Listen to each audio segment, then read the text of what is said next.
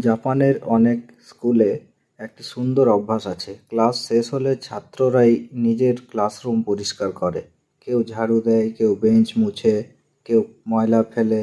একদিন এক নতুন ছাত্র বলল, আমরাই পরিষ্কার করব কেন? শিক্ষক শান্ত গলায় বললেন, যে জায়গায় আমরা পড়াশোনা করি সেই জায়গার যত্ন নেওয়ারও একটা শেখার অংশ। এক বন্ধু বলল, পরিষ্কার করা ছোট কাজ নয়, এটা দায়িত্ব শেখায়। ছাত্রটি ঝাড়ু হাতে নিল। কিছুক্ষণ পরে ক্লাসরুম পরিষ্কার হয়ে গেল। সে হেসে বলল, নিজে পরিষ্কার করলে জায়গাটাকে নিজের মনে হয়। এই হলো বাস্তব ঘটনার বুদ্ধি। স্কুল, বাড়ি, কলেজ, অফিস, যে জায়গা ব্যবহার আমরা করি সেই জায়গার যত্ন নেওয়াই আসল শিক্ষা। উপস্থিত বুদ্ধি, শান্ত মাথায় ঠিক জবাব। জাপানের অনেক স্কুলে একটি সুন্দর অভ্যাস আছে। ক্লাস শেষ হলে ছাত্ররাই নিজের ক্লাসরুম পরিষ্কার করে। কেউ ঝাড়ু দেয়, কেউ বেঞ্চ মুছে, কেউ ময়লা ফেলে।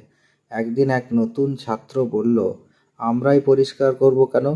শিক্ষক শান্ত গলায় বললেন, যে জায়গায় আমরা পড়াশোনা করি সেই জায়গার যত্ন নেওয়ারও একটা শেখার অংশ। এক বন্ধু বলল, পরিষ্কার করা ছোট কাজ নয়, এটা দায়িত্ব শেখায়। ছাত্রটি ঝাড়ু হাতে নিল। কিছুক্ষণ পরে ক্লাসরুম পরিষ্কার হয়ে গেল। সে হেসে বলল, নিজে পরিষ্কার করলে জায়গাটাকে নিজের মনে হয়। এই হলো বাস্তব ঘটনার বুদ্ধি। স্কুল, বাড়ি, কলেজ, অফিস, যে জায়গা ব্যবহার আমরা করি সেই জায়গার যত্ন নেওয়াই আসল শিক্ষা। উপস্থিত বুদ্ধি, শান্ত মাথায় ঠিক জবাব।